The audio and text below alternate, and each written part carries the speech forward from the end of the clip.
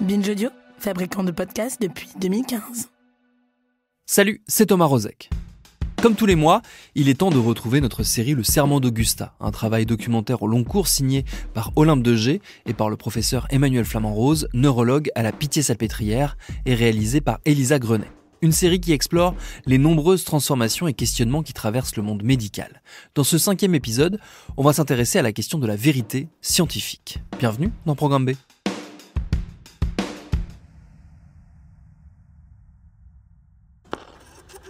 À la fin, le parti annonça que 2 + 2 faisait 5 et que vous deviez le croire. Depuis la campagne du Brexit, la présidence de Donald Trump, cette phrase de 1984 de George Orwell résonne un peu trop juste. Maintenant, il peut y avoir jusqu'au plus haut niveau de l'État des faits alternatifs. Alternative facts to that, but the point remains. Alternative facts? Look, alternative facts are not facts. They're falsehoods. On parle même de vérité alternative, c'est-à-dire d'une vérité différente de celle qui a pourtant été appuyée par la science ou la justice. Par exemple, Biden n'a pas vraiment gagné les élections. Les dinosaures coexistaient autrefois avec les humains. La Terre est plate. Les vaccins provoquent l'autisme. Les humains ne sont pas responsables du changement climatique. Vous le saviez pas? Mais c'est parce qu'ils nous cachent ces vérités. Pas les médias, les élites, le système, quoi. En fait, la vérité alternative, c'est un peu la vérité de ceux à qui on la fait pas. Je suis longtemps restée dans l'incrédulité face à ce glissement qui s'opérait dans les cerveaux. Les théories du complot m'arrivaient par des vidéos sur Internet. En les visionnant, j'éprouvais le même mélange d'attirance et de répulsion que quand on regarde une télé-réalité à la confession intime. C'était loin de moi. Mais quand le Covid est arrivé, tout a changé. Pour la population en général, il n'y a aucune indication à porter un masque. Aujourd'hui, le masque bleu ne protège de rien. Quand le Covid est arrivé, les vérités alternatives ont plus que jamais proliféré. Et ça a été d'autant plus déstabilisant que ce sont des prix Nobel, des ministres, des médecins connus qui en ont été les auteurs ou les vecteurs enthousiastes. Et nous revenons avec l'actualité du Covid-19 et nous sommes avec le professeur Luc Montagnier. Bonjour, faut-il le rappeler, vous êtes prix Nobel de médecine et c'est vous qui êtes à l'origine de la découverte du VIH. Vous travaillez en ce moment sur le virus et vous êtes arrivé à certaines conclusions. Alors, nous sommes arrivés à la conclusion qu'effectivement, il y avait eu une manipulation au sujet de ce virus. Il y a un modèle qui est évidemment le virus classique. À ce modèle, on a par-dessus ajouté des séquences notamment du VIH, le virus du sida. À l'époque, moi, mes amis, ma famille, on n'avait pas du tout le bagage scientifique pour savoir ce qui était peut-être une vérité scientifique et ce qui ne l'était sûrement pas. Alors on a fait ce qui nous semblait à chacune le plus raisonnable. Sauf que on avait des conceptions du raisonnable très différentes. Et ça a créé des tensions, des clashs. À un moment où on avait plus que jamais besoin de se serrer les coudes et de rester connectés. Le clash le plus dur pour moi, ça a été avec ma meilleure amie. Alors qu'on vivait à 35 km l'une de l'autre, on a passé des mois sans se voir. Elle tenait à rester la plus confinée possible, même en dehors des confinements officiels. Elle s'informait à la radio, avec le journal télévisé, et elle entendait le nombre de morts qui restait impressionnant, les gens connus qui décédaient, elle avait peur. Moi, ces informations, je les avais aussi. Mais à l'époque, j'avais aussi commencé à faire des renforts SAMU en tant que secouriste. On transportait à l'hôpital des personnes infectées par le Covid et j'avais appris qu'avec le masque FFP2, les lunettes, les gants, la fenêtre de l'ambulance ouverte, un nettoyage soigné et puis du gel hydroalcoolique, en étant bien rigoureuse, on pouvait ne pas se contaminer. Mon amie, elle, n'avait pas cette expérience. Elle avait l'expérience qu'en restant chez elle, elle n'avait rien attrapé. Elle voulait continuer comme ça. Au bout d'un an à n'échanger que par texto, j'ai vraiment insisté pour qu'on aille faire une balade en chair et en os sur la plage. J'y tenais vraiment, elle me manquait. J'ai argumenté. Si on se voit en extérieur, à 2 bons mètres de distance l'une de l'autre, avec un FFP2 chacune, on risque pas grand-chose. Mais rien à faire. Elle n'a pas voulu prendre ce risque, elle a refusé qu'on se voie. Ça m'a blessée. Et ça l'a blessée que je la comprenne pas. On s'est fâchés et on ne s'est plus parlé.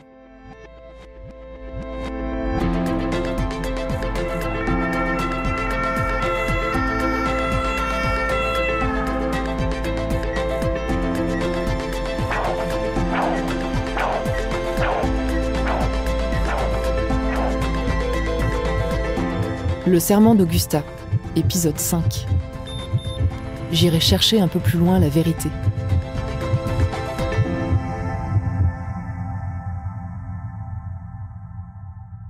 Il n'y a pas que mon ami et moi que le Covid a brouillé. Vous nous refaites le coup, à ce qui va se passer dans 15 jours ou 3 semaines. le coup des prédictions apocalyptiques de Pasteur, celles de Neil Ferguson, certes sur lesquelles vous nous avez annoncé les 500 000 morts. Et nous, on travaille, plutôt que de dire n'importe quoi, comme ce que vous dites en permanence. Messieurs, ne vous jetez pas d'anathème. Professeur Perron, infectiologue. On continue à nous dire que la deuxième vague arrive, c'est n'importe quoi. Moi, j'ai jamais vu un vaccin comme ça sortir du chapeau en 2 mois. Ça a été fait à la va-vite chez quelques centaines de personnes. 38 955 patients ont été sélectionnés fin juillet et divisés en 2 groupes égaux. Des gens qui disent que ça peut modifier définitivement nos chromosomes, nos gènes et éventuellement transmettre ces anomalies à nos enfants. Un étudiant de 2e année de biologie vous explique que ce virus ARN, qui est un tout petit bout synthétique, ne peut pas rentrer dans aucun génome humain. Ça s'appelle une fake news. Quand on est saturé d'informations, quand on est exposé non-stop à une survisibilité d'experts et d'expertes aux opinions contradictoires, on peut finir par avoir l'impression que tout se vaut et être tenté de s'en remettre à son intuition. Le professeur et chercheur en psychologie américain Andrew Stallman étudie comment on forme ces nouvelles croyances liées à la science. Il explique que notre première tentative de compréhension des phénomènes qui nous entourent repose sur un réseau de croyances de cause à effet. Ces théories intuitives sont utiles parce qu'elles nous permettent de donner un sens à des phénomènes qui nous laisseraient autrement perplexes. Couler, flotter, brûler, geler, croître, mourir. Mais elles nous empêchent aussi d'apprendre des théories scientifiques plus précises sur ces mêmes phénomènes et peuvent même nous aveugler lorsqu'une contre-preuve nous est présentée. Et c'est là que ça devient un problème pour Andrew Stallman. Car si nous sommes si réceptifs aux faits scientifiques alternatifs, c'est parce qu'ils nous semblent complètement sensés. Et même, ce sont les faits avérés de la science qui défient notre bon sens. C'est vrai que c'est pas forcément immédiat de comprendre que des gestes aussi simples que mettre un masque ou se laver les mains vont faire la différence. Ou de se dire qu'une maladie qui ressemble à la grippe dans ses formes bénignes va faire 15 millions de morts. C'est pas du tout intuitif.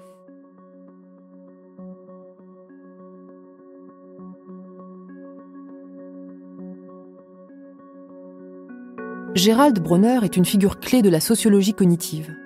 Il écrit depuis 20 ans sur les croyances radicales. Dans ses livres « Pensée extrême » et « Déchéance de rationalité », il montre comment les croyances même les plus incroyables peuvent prendre racine dans nos esprits et finir par sembler rationnelles. Il revient ainsi sur son travail auprès d'une secte bouddhiste dont les membres croyaient que le gourou était capable de faire léviter les éléphants. Les raisons pour lesquelles les éléphants léviteraient ont une cohérence. Paradoxale, certes, mais une cohérence. Si vous riez au nez d'un ou d'une membre de la secte, il ou elle ne manquera donc pas de vous répondre. Gerald Bronner propose plutôt de remettre en cause les bases même du système de représentation de la personne fanatique et de l'éveiller à quelques points de méthode et de pensée analytique qui lui ont fait défaut lors de l'adhésion à ses croyances. Des années plus tard, Gerald Bronner intervient au sein du premier centre de déradicalisation français, ouvert après les attentats de Charlie Hebdo. Il s'y rend avec l'intention d'éveiller l'autonomie cognitive des pensionnaires. Là où les jeunes radicalisés croient percevoir le réel dans toute sa brutalité, par exemple ils sont convaincus que l'État français persécute les musulmans, Gerald Bronner veut mettre au jour avec elles et eux les mécanismes mentaux, les erreurs cognitives par lesquelles les représentations se font dans leur esprit. Parmi ces erreurs cognitives, il y a celles qui nous font établir un lien de cause à effet, là où il n'y a pas de démonstration scientifique. Il y a celles qui nous poussent à surestimer des faits spectaculaires, mais fort rares. Il y a celles qui nous font négliger la taille de l'échantillon ayant servi à établir une information.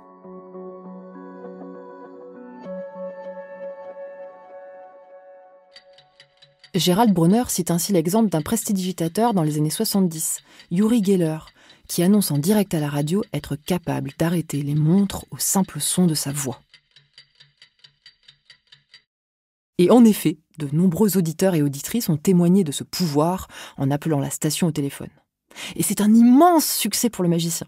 Bon, sauf que, à cette époque, il fallait remonter les montres tous les 10 jours. Or, chacune de ces émissions de radio était écoutée par 200 000 auditeurs et auditrices durant 30 minutes. Il aurait été extraordinaire qu'aucune montre ne s'arrête durant ce laps de temps. Il y a les erreurs cognitives, mais il y a aussi l'émotionnel qui joue un rôle important. Quand la pandémie a commencé, on a eu très peur. Et les vérités alternatives entrent dans la faille de la fragilité Et quand on a peur, on a envie de se tourner vers une vérité qui nous rassure, vers des certitudes aussi. Et peut-être aussi que la vérité alternative est une part de notre liberté et qu'on en a tellement manqué aussi. Alors, on a eu une pandémie de crédulité. Vous dites, je ne suis au courant de rien. J'ai pas été voir et j'ai vu simplement sur les réseaux sociaux. C'est pas suffisant. C'est pas suffisant. Pardonnez-moi de le dire. Pardon, mais je me fais C'est de la chiromancie, c'est pas du journalisme. Et même si on n'est pas spécialement crédule, on sait depuis les années 70 que la science avance aussi grâce aux intérêts et aux ambitions personnelles des scientifiques. Résumé. Le champ scientifique, univers apparemment pur et désintéressé de la science, est un champ social comme un autre, avec ses rapports de force et ses monopoles, ses luttes et ses stratégies, ses intérêts et ses profits. Espace de jeu qui a pour enjeu spécifique la lutte contre le monopole de l'autorité scientifique, prestige, reconnaissance, célébrité, etc. Le champ scientifique a toujours pour enjeu le pouvoir d'imposer la définition de la science la plus conforme à ses intérêts particuliers. Pierre Bourdieu se serait peut-être bien marré en voyant ce qui s'est joué sous le feu des projecteurs de plateau télé. Pour le mois de juillet. Il se passe quoi là alors ? Il n'y en a pas eu. Il se passe quoi là ? Alors il se passe quelque chose que je vais vous montrer. Grand spécialiste du Covid. Qu'est-ce qui se passe ? Je vais vous montrer. Mais c'est du très haut niveau. Continuez. Bah oui, ça s'appelle. Ah bah bravo, ça c'est de l'argumentaire, franchement. Ça sert à rien de discuter. Ça vole un peu trop bas pour moi.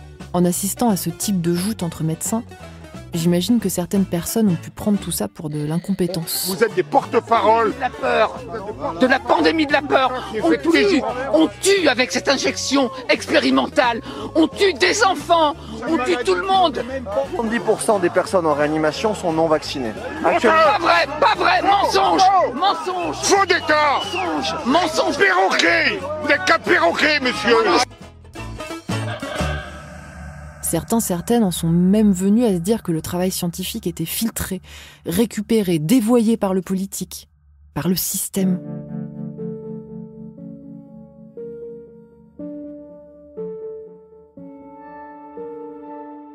Il y a une étude de janvier 2022 du Cevipof, le baromètre de la confiance politique, qui montre que 82% des Françaises et des Français font confiance à la science. Jusqu'ici, tout va bien. Mais 64% estiment que le bon sens est souvent plus utile que les connaissances scientifiques. Dans ce contexte de perte de confiance, la tension est montée. Des médecins ou des scientifiques impliqués dans la recherche sur le Covid-19 ont reçu des insultes, des menaces, parfois des menaces de mort. La revue britannique Nature a interrogé 321 scientifiques ayant fréquemment discuté du Covid-19 dans les médias. Et 81% ont révélé avoir subi des intimidations personnelles, au moins occasionnellement, 25% de façon fréquente ou constante. J'ai l'impression que la vérité scientifique ressort affaiblie de la pandémie. Après avoir été invitée et chahutée sur tous les plateaux télé, après toutes ces paillettes autour d'elle, elle a la gueule de bois. C'est vrai que tant qu'à faire d'être à fond dans la santé-spectacle, ça aurait été tellement bien de saisir l'occasion pour expliquer comment les recherches se faisaient. Mais oui, en fait, la science n'a jamais été aussi présente dans le flux d'informations. Et moi, j'ai vraiment l'impression d'une occasion manquée. On aurait pu en profiter pour expliquer comment la science se fabrique. La science a bien des règles, des méthodes et une somme de connaissances consensuelles qui constituent sa substance et sur lesquelles on s'appuie pour la faire progresser à nouveau. Mais elle contient en elle-même le principe d'une diversité qui doit être transparente, déclarée et qui doit certainement être encouragée. Justement, j'aimerais qu'on rembobine. J'aimerais expliquer comme on aurait pu le faire sur le moment. Comme des gens comme toi, Emmanuel, me l'ont expliqué plus tard. Parce que c'est possible, et puis c'est passionnant de donner à chacune les moyens de comprendre ce qui se passe dans la science en mouvement, sans se disputer. Pendant la pandémie, les essais thérapeutiques ont commencé rapidement. Quand on construit un essai thérapeutique, on recherche d'abord la qualité de la preuve et ce qui va avec, la réduction des biais. Le premier outil pour ça, c'est le tirage au sort. On appelle ça la randomisation. Le patient va soit participer dans le groupe qui reçoit un traitement actif, on appelle ce groupe un bras, soit dans le groupe ou bras qui reçoit un traitement sans efficacité pharmacologique. Par exemple, une gélule de sucre ou une injection d'eau saline. Et ça, c'est le bras placebo. La plupart des essais randomisés comportent ainsi 2 bras, mais certains peuvent en comporter 3, ou même plus, pour tester simultanément plusieurs traitements.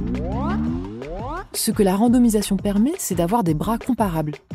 Elle évite les biais de sélection et de confusion. Après la randomisation, l'autre outil, c'est l'aveugle. Soit simple aveugle, quand le patient ne sait pas le traitement qu'il prend, soit double aveugle, quand ni le patient ni le médecin ne savent quel est le traitement pris par un patient. La procédure d'aveugle vise à éviter les biais de mesure liés à la subjectivité du patient et ou du médecin investigateur. Quand il n'y a pas d'aveugle, on parle d'essai en ouvert.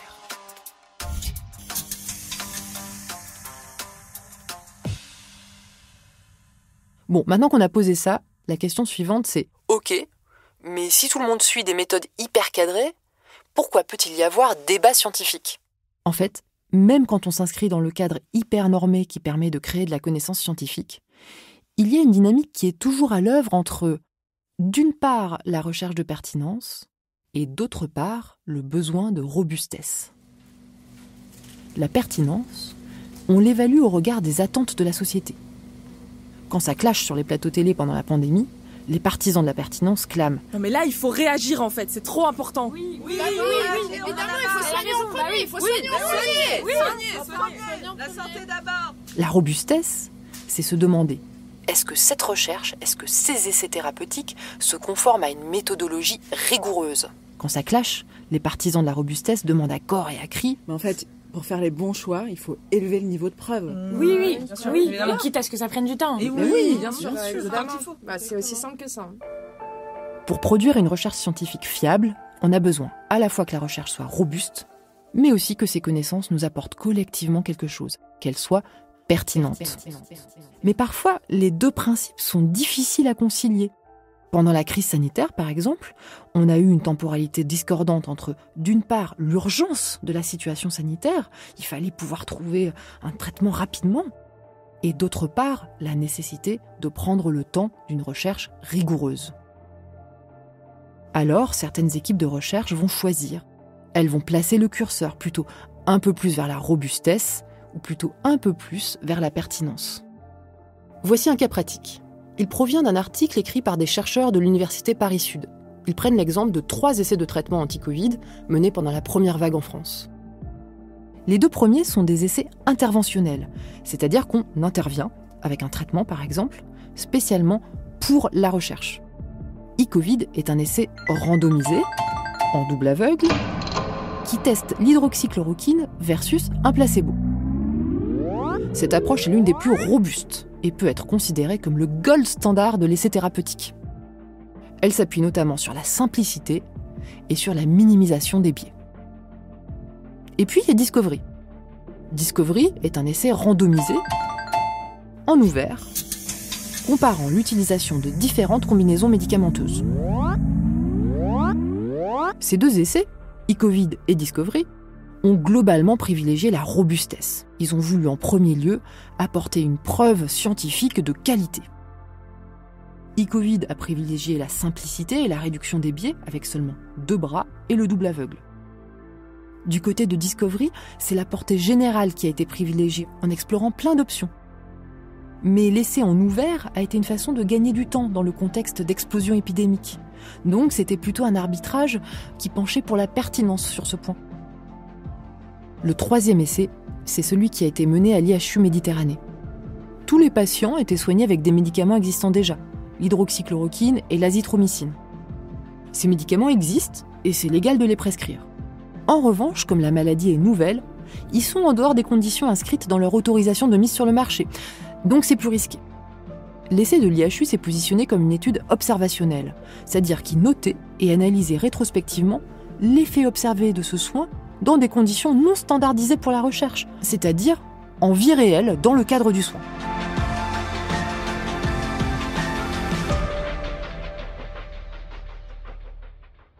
Cette étude IHU Méditerranée a une approche différente des 2 essais e-Covid et Discovery. Elle a opté pour la pertinence, en considérant qu'il fallait plutôt proposer du soin rapidement, tout en essayant d'en retirer des informations de recherche. Du coup, la qualité de preuve est nécessairement inférieure, parce qu'il n'y a pas d'aveugle, il n'y a pas de groupe contrôle, et puis il manque une certaine standardisation. Mais c'est une stratégie qui est plutôt choisie quand on postule fortement une efficacité du traitement testé. C'est probablement l'infection respiratoire la plus facile à traiter de tout, la moins. Et donc, ce n'est pas la peine de s'exciter. La seule chose que je vous dis, faites attention, il y aura bientôt plus de chloroquine dans les pharmacies. L'étude observationnelle de l'IHU Méditerranée rentrait bien dans le cadre d'une étude scientifique à bas niveau de preuve. Mais quand Didier Raoult s'est mis à brandir les résultats de son étude comme une conclusion définitive, en faisant peu de cas des autres données existantes, là, on est sorti des clous. Un autre point intéressant lorsque l'on compare ces 3 essais thérapeutiques, c'est qu'ils ont eu une appréciation différente de l'équilibre clinique, ou équipoise clinique, ou équipoise. Je m'appelle Juliette Ferry-Danini, je suis docteure en philosophie de la médecine et actuellement je suis chargée de recherche à l'Université catholique de Louvain. Les chercheurs en éthique médicale, dans les années 70-80, ils ont été mis devant le fait accompli de la recherche médicale. Ils ont vu que on faisait des essais contrôlés randomisés, on mettait des gens dans 2 groupes différents, un groupe recevait le médicament, l'autre ne recevait pas le médicament, recevait un placebo. Et ça, les chercheurs en éthique médicale, ils se sont dit, ça pose un problème éthique. Pourquoi ? Parce que si le médicament il marche, le groupe qui ne reçoit pas le médicament est lésé. Et d'un autre côté, si le médicament marche pas, le groupe qui reçoit le médicament est celui qui sera lésé. En effet, un médecin n'a pas d'autre choix moral que de toujours donner le meilleur traitement possible à ses patients. Comment cela peut-il être éthiquement compatible avec des essais thérapeutiques sur 2 bras, voire plus ? Et c'est là qu'un chercheur qui s'appelle Benjamin Friedman a proposé ce concept d'équipoise. Finalement, si le chercheur qui fait cet essai clinique ne sait pas si le traitement fonctionne, donc finalement il ne sait pas si le traitement sera supérieur au placebo, du coup, il n'est pas en train de léser ni l'un ni l'autre. Sauf qu'évidemment, c'est impossible que, en tant que chercheur, on soit totalement dans une situation d'incertitude. Si on fait un essai clinique, c'est qu'on pense que le traitement a des bonnes chances d'être efficace. Et du coup, ce qu'il introduit, c'est l'idée que l'incertitude, elle ne doit pas être au niveau de la personne, le scientifique qui fait l'essai clinique, mais au niveau de la communauté des scientifiques. En gros, c'est l'idée que la communauté scientifique ne sait pas si, à la fin de cet essai, celui qui a pris le placebo sera lésé ou pas. Et donc, ça, moralement, on peut le faire. Les investigateurs d'e-Covid et de Discovery ont considéré qu'ils étaient dans la situation d'équipoise. L'incertitude de la communauté scientifique était en équilibre. Elle ne penchait ni d'un côté, ni de l'autre des différentes pistes étudiées. Aucun bras d'essai n'allait donc être lésé. L'équipe IHU Méditerranée a considéré en revanche qu'il n'y avait pas de véritable incertitude sur le bénéfice du traitement expérimental par hydroxychloroquine plus azithromycine versus la prise en charge habituelle. Pendant la crise de Covid-19, imaginons, on a un chercheur qui pense savoir que le médicament qu'il est en train de tester fonctionne, c'est sûr, il est certain. Et il pourrait se dire, du coup, je ne fais pas d'essai contrôlé randomisé, je ne fais qu'un groupe, parce que sinon, ça voudrait dire que je ne soigne pas, que je lèse des personnes du groupe contrôle. Est-ce qu'il pourrait faire ça ? En tout cas, là, au niveau de la communauté de l'éthique médicale, on pense que non, parce que, en fait, il peut être persuadé en son nom propre, individuel, mais si la communauté scientifique est dans une situation d'incertitude, il devrait faire un essai avec 2 groupes, un essai contrôlé randomisé. Donc, le fait qu'il soit persuadé que son traitement fonctionne ne l'absout pas de regarder le reste de la communauté et ça va lui donner une boussole éthique pour savoir ce qu'il faut ou pas faire. Benjamin Friedman ajoute en effet qu'il faut que l'essai clinique soit mené de façon robuste pour espérer que les résultats de l'essai aient un effet sur l'équipoise. Autrement dit, un essai clinique doit permettre à la communauté scientifique d'espérer un progrès vers un consensus au sujet de l'efficacité et la sécurité d'un traitement. Tout essai clinique qui serait conduit négligemment n'est pas éthique. Or, avec une maladie au taux de létalité relativement faible, comme le Covid, on peut se poser la question que le tout premier théoricien de la médecine expérimentale, Claude Bernard, posait il y a plus de 150 ans. Comment savoir si c'est le remède ou la nature qui a guéri ? La quasi-totalité des personnes traitées pendant la recherche de l'IHU Méditerranée auraient sans doute guéri spontanément, sans intervention. Plus problématique encore, comment s'assurer que le traitement n'a pas eu des effets négatifs qui viendraient contrebalancer les éventuels bénéfices ? Une question que je me suis posée, c'est est-ce que l'urgence de la situation peut ou doit changer les règles habituelles de production des connaissances scientifiques ?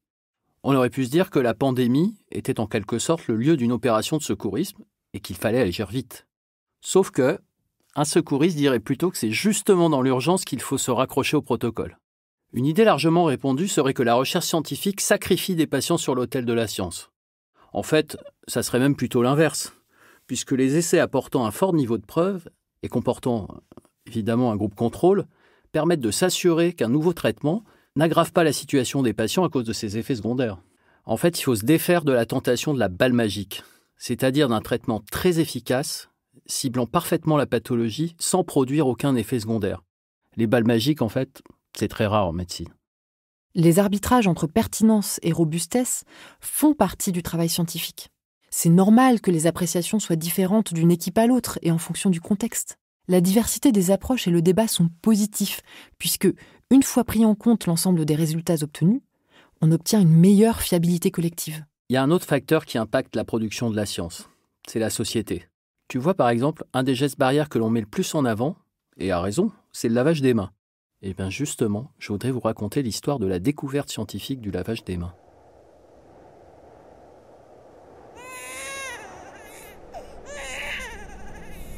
En 1846, Ignaz Semmelweis est chef de clinique à l'hôpital de Vienne. Il étudie les causes de la fièvre puerpérale qui entraîne le décès de nombreuses femmes après l'accouchement. Tout d'abord, il constate que l'exposition à cette maladie est différente dans 2 pavillons hospitaliers distincts. Au fil des ans, on a accusé la lune, le froid, la brutalité des étudiants, la moralité douteuse des filles-mères et même la clochette des prêtres venus administrer l'extrême onction. Un jour, il comprend. Les étudiants en médecine qui aident aux accouchements viennent souvent après des séances de dissection de cadavres, car la salle de dissection est juste à côté. Ils transmettent ainsi les germes des cadavres aux patientes au cours de l'accouchement. C'est ainsi que le monde entier aurait dû apprendre à se laver les mains. Sauf que ça a un peu tardé. Na? Ich riech nichts mehr. Weiter waschen. Malheureusement, Semmelweis ne parvient pas à obtenir l'adhésion de ses pairs. Parce que ses idées sont révolutionnaires, parce que sa personnalité est rugueuse, et parce que ses liens avec ses pairs sont difficiles. Au contraire, malgré le résultat spectaculaire du lavage des mains qui réduit drastiquement le taux d'infection, il est finalement marginalisé et doit quitter l'hôpital de Vienne. Il devient une sorte de médecin errant, au point de finir sa vie interné dans un établissement de santé mentale. Il a probablement été le premier à toucher du doigt le concept de microbe et à comprendre l'importance de l'hygiène, mais il a fallu du temps pour que sa découverte s'installe dans le savoir collectif.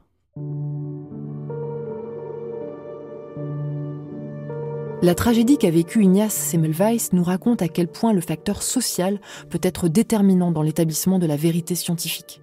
À quel point la vérité scientifique est aussi une construction sociale. Il y a un travail très intéressant qui a été réalisé par le sociologue Bruno Latour à la fin des années 70, qui a donné un livre qui s'appelle « La vie de laboratoire ». Claire Delnat est une ancienne élève de l'École normale supérieure et elle est enseignante de philosophie de l'Académie de Paris. Bruno Latour, il va vraiment s'immerger complètement dans la vie d'un laboratoire de neuroendocrinologie. Il va y passer 2 ans, il va se positionner vraiment en ethnologue. C'est celui qui étudie une culture, une société qui n'est pas la sienne.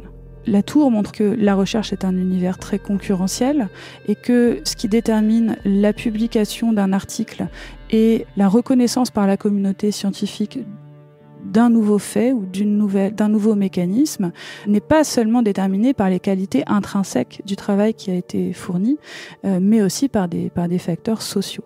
La science ne se fait pas toute seule, même si au fond, une science qui se ferait toute seule, c'est exactement l'idéal d'objectivité que visent les scientifiques.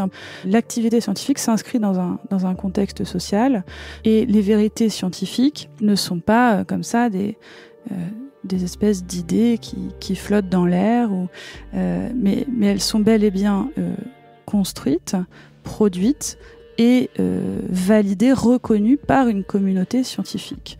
Et tout ça, c'est des processus qui sont de part en part sociaux, socialement déterminés, et il faut en avoir conscience. Pour penser l'inscription peut-être de la vérité scientifique et de la recherche scientifique dans un contexte social, le penseur qui est très intéressant, c'est Thomas Kuhn, qui a montré que la recherche scientifique est tributaire de ce qu'il appelle un paradigme, c'est-à-dire d'un univers mental, on pourrait dire, constitué d'un certain nombre de croyances, d'hypothèses, de méthodes.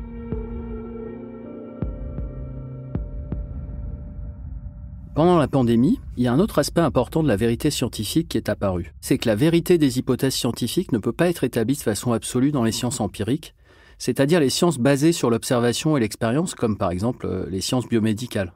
En fait, la vérité scientifique, elle est intrinsèquement ambiguë, incomplète et transitoire. On peut la voir plutôt comme une perpétuelle ébauche de vérité qui progresse typiquement au moyen de réfutations successives. Cette idée de réfutabilité, on la doit à un philosophe des sciences qui s'appelle Karl Popper. Il faut d'abord comprendre la manière dont on a longtemps conçu la démarche scientifique. Par exemple, si jusqu'à maintenant tous les signes que j'ai vus sont blancs, ça ne me garantit nullement que tous les signes, même ceux que je n'ai pas vus ou ceux que je verrai dans l'avenir, seront blancs. Il suffit d'un seul signe noir pour réfuter l'hypothèse que tous les signes sont blancs.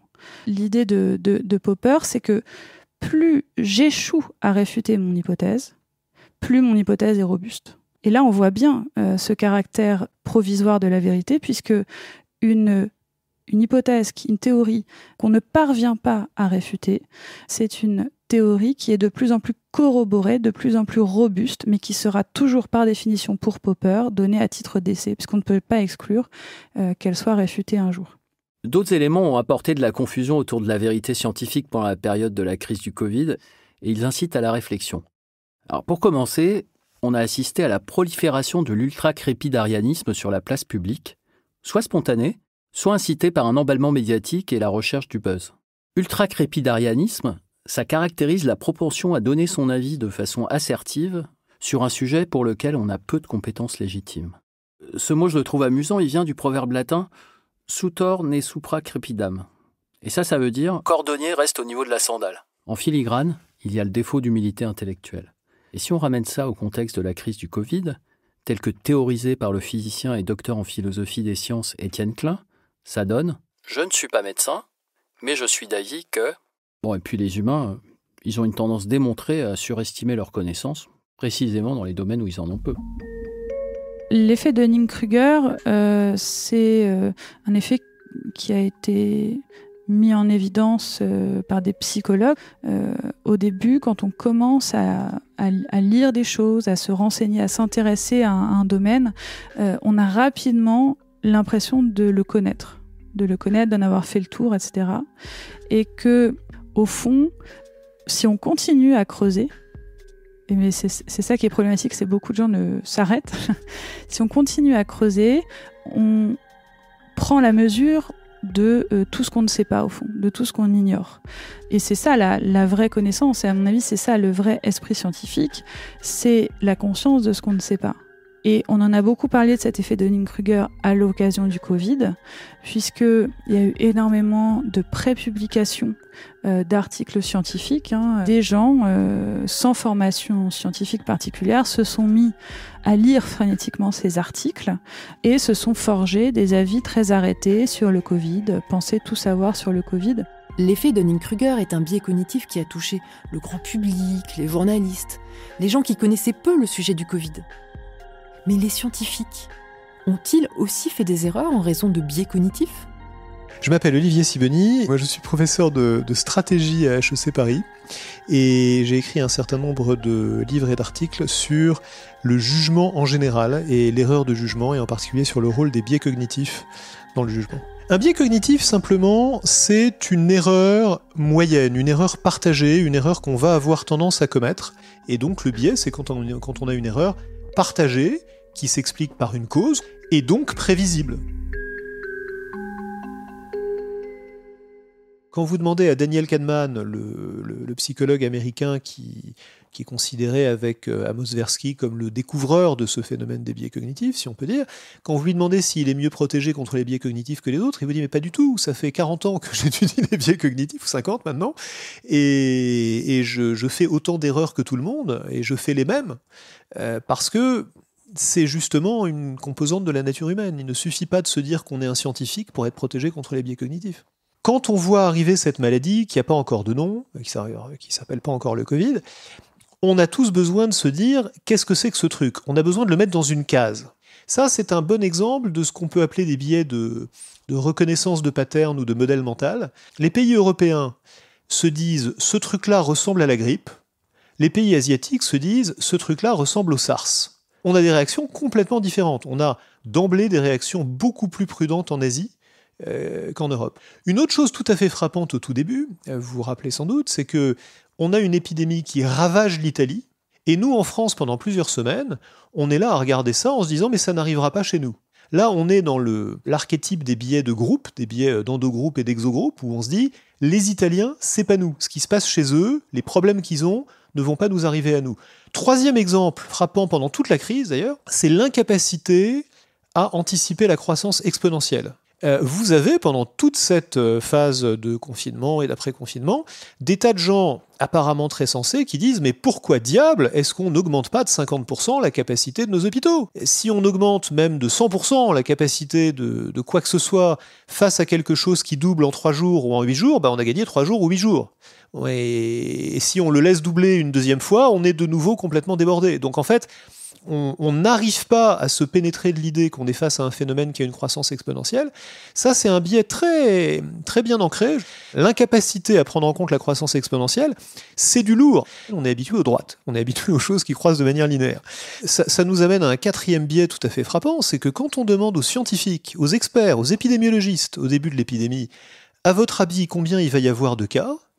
Non seulement ils se trompent dans les grandes largeurs, mais ils se trompent avec une très grande confiance. Je me rappelle une étude qui est faite en mars 2020 auprès d'une vingtaine d'épidémiologistes américains parmi les plus éminents, de Harvard, de Johns Hopkins, du National Institutes of Health, etc. Et on demande à chacun, dites-nous combien il y aura de cas de Covid aux États-Unis dans 12 jours. Mais donnez-nous aussi une fourchette.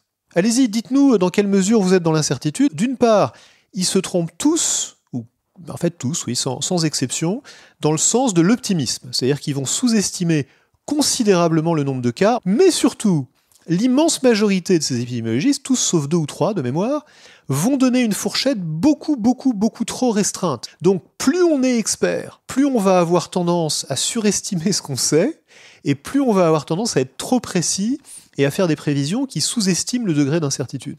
Donc même quand vous n'avez aucune pression, aucune incitation à être précis, aucun bénéfice à faire une prévision précise et catégorique, vous allez avoir tendance à être trop précis et trop catégorique. Or, quand vous êtes un expert qui passe à la télé, ou quand vous êtes simplement un expert qui parle à ses collègues, ou qui conseille le gouvernement, dire que vous ne savez pas, c'est très dur. Normalement, quand une connaissance scientifique finit par être produite, elle est relativement protégée contre les biais des gens qui les ont produites. Pas parce qu'ils n'ont pas de biais, mais parce que les biais des uns ont compensé les biais des autres, les biais des uns ont été critiqués par les autres, les erreurs provoquées par ces biais ont été débusquées par des gens qui ne sont pas ceux qui les avaient commises, et c'est comme ça que vous allez arriver à avoir une connaissance scientifique. Parce qu'on a de la critique, on a de la peer review, on a des articles qui se contredisent les uns les autres, et on a une construction progressive de la vérité scientifique qui émerge par la contradiction, par le débat, par le test empirique des hypothèses qu'on peut avoir, par le fait que les gens reconnaissent qu'ils se sont trompés, ou qu'on leur prouve qu'ils se sont trompés s'ils ne le reconnaissent pas. Et c'est comme ça que la vérité scientifique émerge. Le peer reviewing, c'est-à-dire la relecture par les pairs, c'est crucial dans le processus de publication qui est un des piliers de la construction de la connaissance scientifique. Et ce processus, il a été mis à mal au moment de la pandémie, et c'est un facteur de confusion très important autour de la vérité scientifique pendant la période de la crise Covid. Attends. Je te propose qu'on commence par se pencher sur comment la publication se passe en temps normal. Des scientifiques ont effectué une recherche et ils et elles veulent recevoir une validation de leurs résultats par la communauté. Donc, ils soumettent leur article à une revue scientifique. L'équipe éditoriale du journal, composée elle-même de scientifiques, recherche des relecteurs. On les appelle les reviewers. Ces reviewers, ce sont des experts du sujet qui vont rendre de façon anonyme un avis critique, argumenté sur le manuscrit. C'est ça qu'on appelle le peer reviewing, la relecture critique par les pairs. Les pairs font ensuite des propositions d'amélioration de l'article, peuvent demander des informations supplémentaires sur les expériences présentées, ou carrément demander que de nouvelles expériences soient faites. Les pairs peuvent aussi recommander le rejet de l'article, notamment quand ils jugent insuffisante la qualité des données présentées et des conclusions. Au final, l'article ne sera en général publié dans une revue qu'après des révisions successives, quand l'ensemble des reviewers et l'éditeur donneront leur accord sur la version révisée. L'ensemble du processus prend en général plusieurs mois, et il est fréquent de retravailler de nombreuses fois sur l'article au fil des soumissions à plusieurs revues successives avant qu'il ne soit accepté. La première chose qu'il s'est passée au moment de la pandémie, c'est une véritable explosion des articles sur le Covid, avec en 2 ans et demi environ 300 000 publications touchant de près ou de loin à ce sujet. Ça fait 10 000 publications par mois en moyenne. Dans ces conditions, si l'on admet qu'un expert en coronavirus peut reviewer correctement 2 articles par mois en plus de son travail habituel, ce qui est déjà beaucoup, et que l'on prend en compte qu'avant cette crise, les experts dans le domaine étaient très peu nombreux, on conçoit que la plupart de ces articles ont été publiés sans bénéficier de la relecture critique d'au moins un expert des coronavirus. C'est une situation très inhabituelle et pas du tout souhaitable. Autre effet négatif de la situation, afin de faire circuler l'information rapidement, et puis aussi d'être les premiers à publier sur certains aspects du sujet, les journaux ont souvent raccourci le délai moyen d'acceptation des articles sur la thématique Covid à 1 semaine, et parfois même à 1 journée. Ça, c'était en particulier en 2020, et ça a forcément eu un impact sur la qualité du travail de peer reviewing. Sans surprise, le taux de rétractation des articles Covid, c'est-à-dire des articles qui sont retirés a posteriori de la littérature médico-scientifique, est beaucoup plus important que ce que l'on observe habituellement dans le domaine de la virologie. Et ça indique vraisemblablement qu'une bonne partie de la littérature scientifique Covid est de qualité médiocre. Pour un article retiré, combien reste ? Un autre aspect inédit qu'a évoqué Claire Delnat, c'est l'explosion du nombre et de l'activité des sites de prépublication. Initialement, ces sites de prépublication étaient destinés à permettre à des chercheurs de présenter leurs données en amont du processus de publication pour bénéficier de critiques permettant d'améliorer les articles. Mais en 2020, ils ont servi à mettre en circulation en accès libre des données non validées par le processus universel de peer reviewing. Et pour finir, l'émergence de ce chaos a créé le terrain idéal pour la prolifération des journaux prédateurs. De quoi s'agit-il ? Les journaux prédateurs, ce sont des journaux dans lesquels en général on paie pour publier et qui privilégient leurs intérêts propres au détriment de la qualité de la connaissance scientifique. Comment les reconnaître ? Alors ils se caractérisent par de déviations par rapport aux recommandations de bonnes pratiques éditoriales et de publication, mais aussi par un manque de transparence, et enfin par des sollicitations agressives et non ciblées auprès des chercheurs et des chercheuses. Entre les difficultés à effectuer une validation dans les règles de l'art par le peer reviewing consensuel, la mise en ligne d'articles scientifiques non validés, la prolifération des revues prédatrices, le système de publication-validation complètement dépassé, on s'est retrouvé dans la situation d'une circulation massive d'informations, dites scientifiques, mais non validées par la communauté scientifique. Ici aussi, la pandémie a laissé des traces. Il faut rebâtir là-dessus.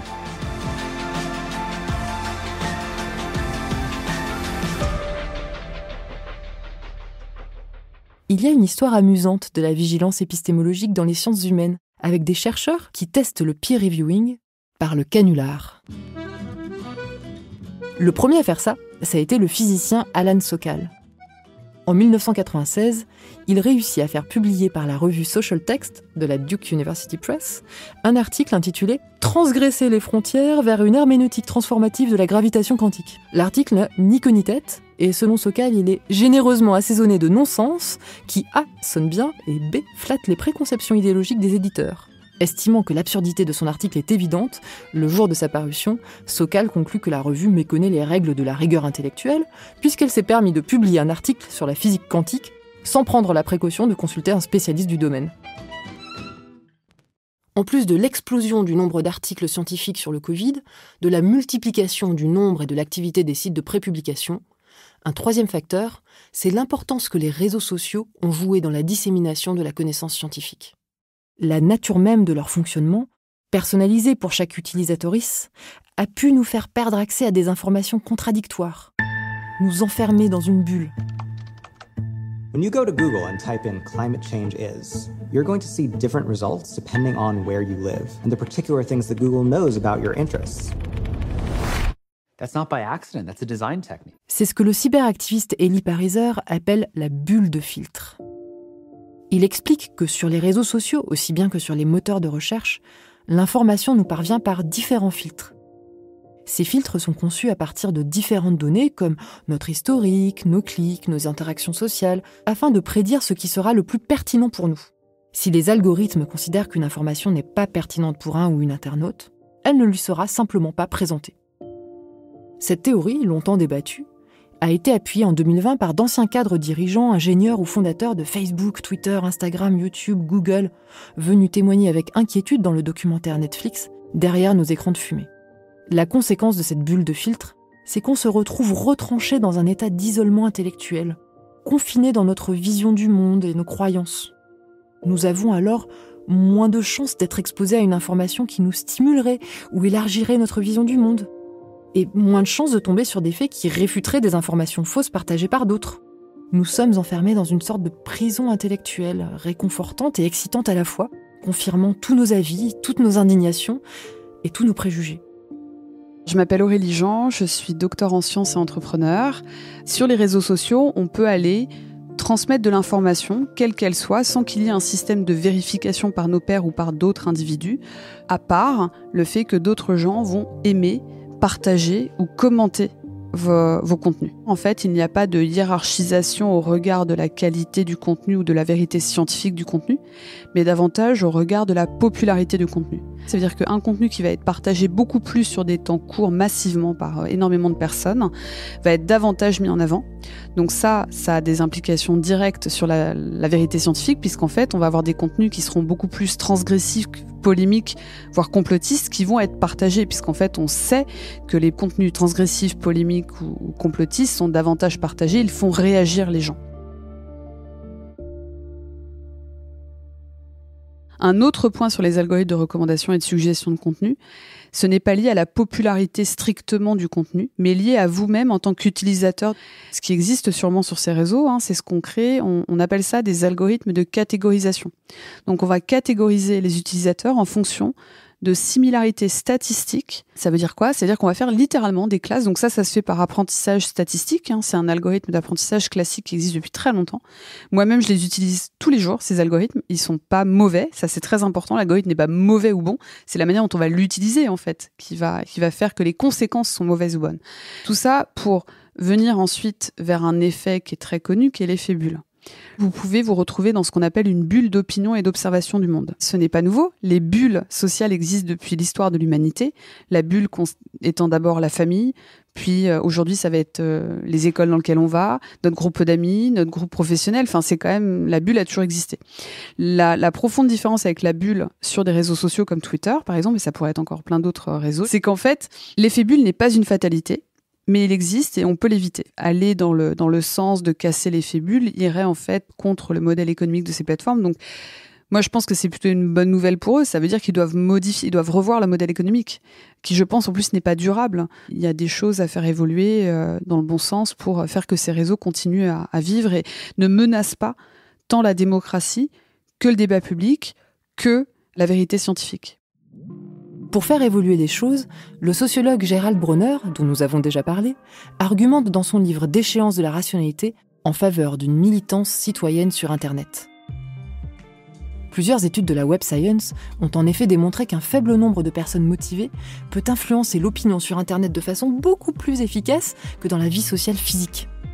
Ainsi, le chercheur Walter Quattrociocchi a prouvé que sur le réseau Facebook italien, les conspirationnistes laissaient 3 fois plus de traces que les défenseurs de contenu scientifique.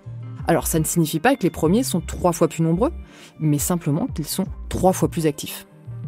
Les propositions conspirationnistes qui étaient avant confinées dans des marges de radicalité bénéficient maintenant d'une visibilité impressionnante, qui peut convaincre les plus impressionnables d'entre nous. Bien sûr, Bronner ne défend pas l'idée d'interdire à ces minorités de s'exprimer, mais il veut nous interroger. Internet est-il vraiment ce rêve d'accès démocratique à l'information ? Selon les Web Sciences, si Internet est une démocratie, certains y votent 1000 fois, tandis que d'autres, jamais. Quand allons-nous utiliser notre droit de vote sur Internet ? John Stuart Mill l'écrivait au milieu du 19e siècle. Le mal n'a besoin de rien d'autre pour parvenir à ses fins que de l'inaction des gens de bien. Pour Bronner, si chaque citoyenne acceptait de consacrer quelques minutes de son temps hebdomadaire à répondre aux âneries qui se répandent sur les réseaux sociaux, les forums et ailleurs, on contrebalancerait le poids des croyants qui, eux, militent de cette façon quotidienne. Je suis d'accord avec lui, mais en tant qu'activiste engagé sur les réseaux sociaux pour défendre l'égalité de genre, je peux pas m'empêcher de faire remarquer que cette militance peut parfois être coûteuse. Les violences sur Internet sont un problème de grande ampleur.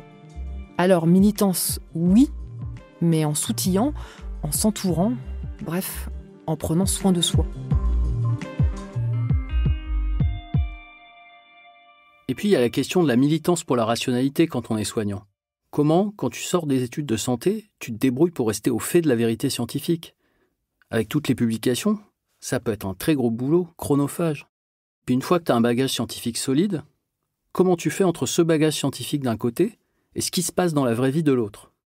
Et surtout, comment tu parles aux patients qui adhèrent à ces contre-vérités dans le contexte actuel de défiance pour ne pas perdre le dialogue avec eux ? Où est-ce que tu apprends ça ? Comment essayer de s'accrocher à la vérité scientifique tout en étant pragmatique dans la gestion du lien, de la relation de soins qui est si importante pour l'alliance thérapeutique ? Je m'appelle Céline Loipre, je suis médecin dans un centre d'investigation clinique, c'est là où on fait les essais cliniques, et je suis maître de conférence à Sorbonne Université, enseignante en neurologie.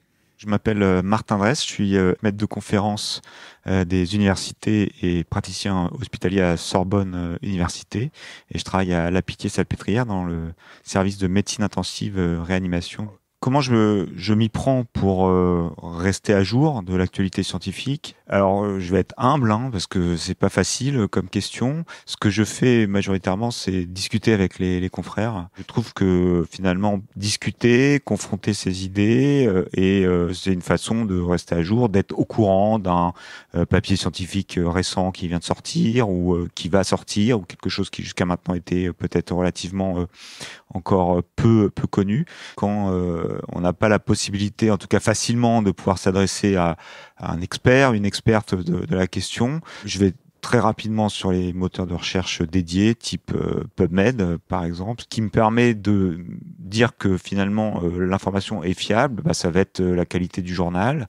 Est-ce que c'est un journal qui est connu, qui est lu. Donc quand je tombe sur des journaux qui sont que je ne connais pas, je regarde le niveau de publication du journal, l'impact factor, qui a publié dedans, qui sont les éditeurs aussi. Je crois qu'il est vraiment important d'avoir un regard critique parce que même quelqu'un qui est une sommité du domaine peut parfois faire passer un message erroné ou pas tout à fait correct. Quand on est en train de lire un article, même si c'est un article dans une revue de la presse générale et que c'est un professeur d'un grand hôpital, par exemple, qui l'a écrit, il faut savoir si c'est son opinion, si c'est basé sur un consensus d'experts et capable d'aller chercher d'où est-ce que vient cette opinion. Quand un soignant veut acquérir des connaissances, et en l'occurrence la vérité scientifique, il est recommandé déjà de retourner à la source des données, c'est-à-dire les données les plus brutes, les plus pures. Donc l'important, c'est de croiser les sources. Maintenant, ça prendrait beaucoup de temps d'aller lire tous les articles. Et là, c'est le rôle un peu des spécialistes du domaine d'aller aussi expliquer à leurs collègues ou au grand public d'ailleurs aussi comment interpréter leurs données, tout en se mettant à leur niveau pour qu'eux-mêmes puissent le transmettre aussi aux patients avec leurs mots. Quand on n'a pas la possibilité de chercher rapidement les informations, il y a un moyen d'accès qui est intéressant, c'est les sociétés savantes. Ou les agences nationales, type AFSAPS, l'agence ou les agences du médicament, enfin toutes ces agences qui finalement développent des documents, soit de consensus, soit des guidelines pour proposer des prises en charge ou des algorithmes décisionnels. Et ça, c'est a priori des informations qui sont fiables, qui ont été validées par des experts.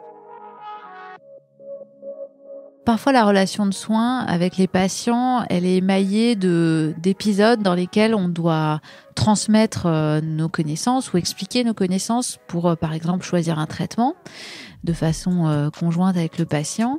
Et de temps en temps, on se retrouve confronté à des croyances ou des opinions des patients qui sont pas en concordance avec ce que nous, on a à transmettre comme message. C'est une situation qui est difficile parce que on pense en fait à l'avenir du patient, à ce qui pourrait lui arriver, et en même temps, on a besoin de garder cette relation de confiance pour que le patient puisse adhérer à notre recommandation.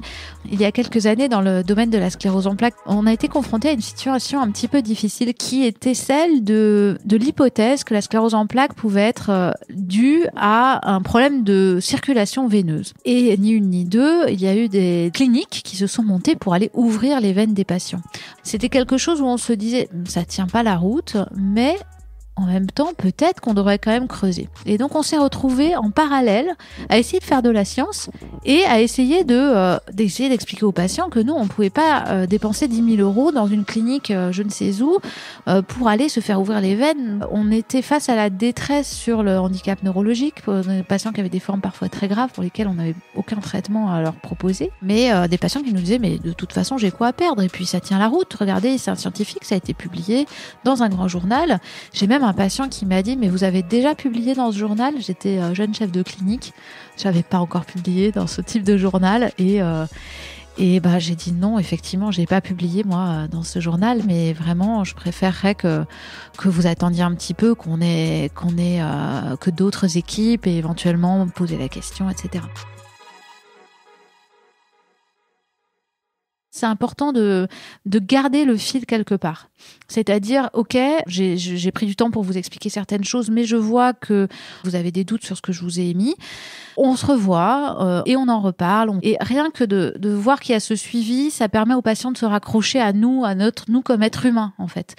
Mais il faut vraiment pas casser ce fil. Je crois qu'il faut se raccrocher au moindre regard ou petit mot de fin de sortie, de fin de consultation, qui nous permet de faire en sorte que les patients vont revenir et qu'on va pouvoir réessayer. Et avec le temps, on peut faire passer des messages. Il faut écouter, je crois.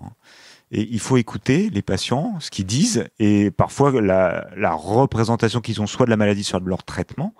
Et on se rend compte souvent que, en fait, le temps qui est consacré à la parole des patients, c'est très réduit dans un entretien.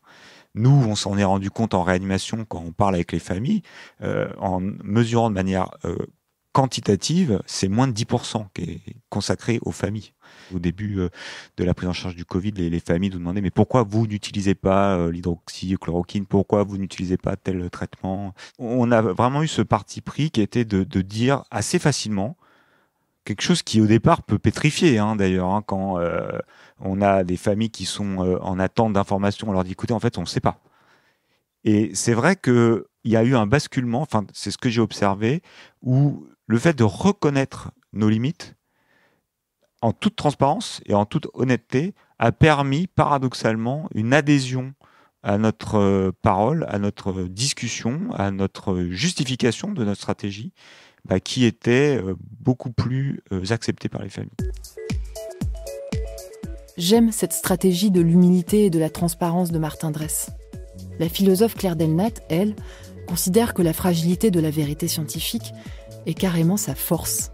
Moi, je suis toujours très rassurée quand un médecin me dit qu'il ne sait pas, parce qu'il n'y a rien que je trouve plus effrayant que cette espèce d'assurance qui ouvre la voie en fait aux erreurs et aux mauvais traitements.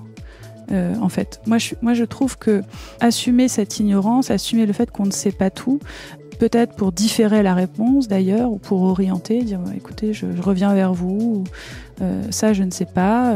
Il y a quelque chose de très rassurant et qui inspire la confiance. Depuis le début, on parle de fragilité de la vérité scientifique.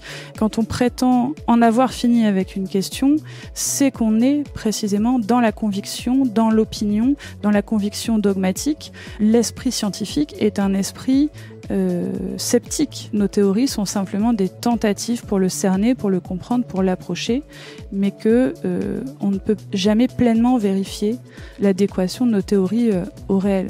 Et c'est pour ça, à mon avis, qu'on appelle les scientifiques des chercheurs. Parce que par définition, on ne sait pas ce qu'on va trouver. Quand on pense que nos théories sont vraies et définitives, précisément, on n'est plus dans la recherche. On n'est plus un chercheur.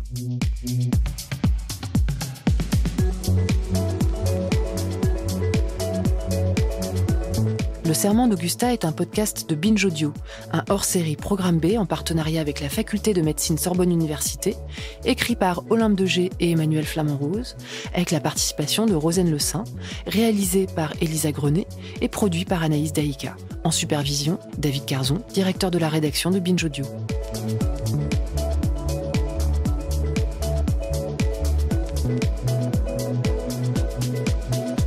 Prochain épisode dans un mois.